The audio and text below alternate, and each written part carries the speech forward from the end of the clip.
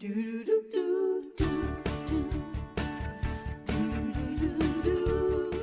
love it. Well, we're eating chili. We're about to fall into fall. Is what I'm saying here. You know what that means? It means sweaters and all those really yummy, cozy things. And color blocking happens to be the hottest trend of the fall season right now. And Orly Shanny is here to show us how we can make our own color block sweaters. Make them unique and for less than a quarter of the price. Yeah, this is one of those things. So color blocking has been a trend that's been seen a lot on the runways because designers love playing with creating different shapes and textures on the body. And it can create really flattering shapes on us, which is one big reason why designers are doing it. And now as we're coming into fall, we're seeing a lot of really cool versions in sweaters and sweater jackets. And it brings just a little bit of excitement, a little bit of color, a little bit of variety.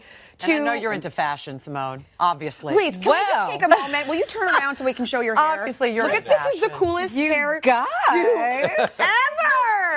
If I could DIY that, that would be a goal in my life. Would you wear one of these? Absolutely. I would wear this one. I'm going to take it with me. Okay. I'll finish it for you. We'll finish it in segment. So this is very easy to do. There's only a couple things that we actually need. The first thing is going to be the sweater that you're wearing, your main sweater that's going to have everything added onto it. The next thing is going to be a donor sweater of some sort, whether it's a sweater that maybe has some holes in it that you're not wearing anymore, but you love the color, or maybe something that even has sentimental value that, again, isn't in good enough condition to wear, but you want to incorporate it in some way. Cute. One thing to consider, though, is the weights and the sizes of the sweaters. So you want them to be as similar in size as possible. That way things fit when they're replacing, you can patch it on in a way that kind of makes sense. Or you want it to be slightly larger because you can always trim off the excess. If it's smaller, you're out of luck.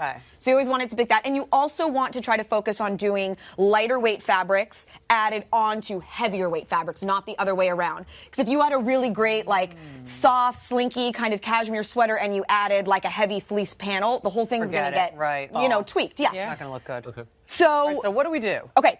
So what we're going to do is you're going to go and find some sweaters. I have a million here, so I'm just going to show, as you're looking at your sweaters, you want to decide on what you're going to cut. The ribbing is always a really easy place to cut. It might be hard to see here because this is such a bright color, but when you're cutting, this is a really great way to get started. You're going to just snip to give yourself an entry point. Now I'm going to go down. Why the Band-Aid there, Orly? Thank you.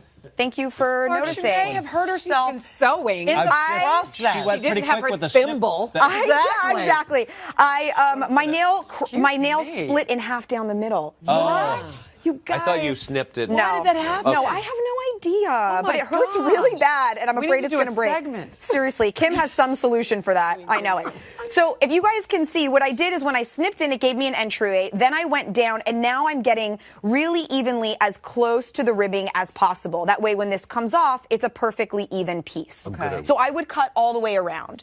Now, another thing that you can do is if you realize that it wasn't perfectly straight, like you cut it kind of haphazardly and you're like, another thing is a rotary. These are really great. These rotary blades, use them a lot in sewing, use them a lot in kind of different crafting options. If you want to do it, take your rotary blade and take a ruler and you push down really hard to give yourself a guide, and now you're just going to cut. Cut through there. Is that what they do at those clubs? I missed the joke. What's the joke? The Rotary Club. Oh, I never knew what goes on in those things. What's a Rotary Club? You know what? You know what, Orly? It's okay. Orly, that was the daddiest of dad jokes he's ever had. Just keep going. The bad dad joke. As you can see, this is now perfectly even. We're able to use it, so you can always trim it up after the fact. We're going to move on down. Can I ask you something? How do you know what colors are going to go well together? That's a great question. If you are someone with a fairly artistic eye, then this is something you can just decide. What colors do you like? What complement your skin tone? What do you think looks cool? If you're not fairly artistic and you want some reassurance, you can either reference a color wheel like this, which is going to show you different combinations that work. So you'll follow the guide. You'll say, okay, I'm going to start with, let's say, this orange color. These are the colors that work. Or even better and even easier, I would recommend Googling, use the Google machine, and type in color blocking combinations purple. And it'll bring up hundreds of designers that have created beautiful pieces, color blocking with the color purple. And it'll give you ideas. So you can do either one. Okay. So guys, as you can see, this was my little cuff right here. I slid it right on. This is the cuff that I wanted to use. And now this is an item that I actually would recommend either using fabric glue or using a needle and thread, because the issue with using a sewing machine is that it's very difficult to get your tension just right, that it won't pull or create pressure and distort the shape. Yeah. Exactly. You know, like a cashmere is so lightweight, and then the pressure of your sewing machine can stretch it. So this is something where I would go in, I would put a little bit of fabric glue, and then go in and reinforce it with a needle and thread so it really stays in place. And you could even do a cool color like that.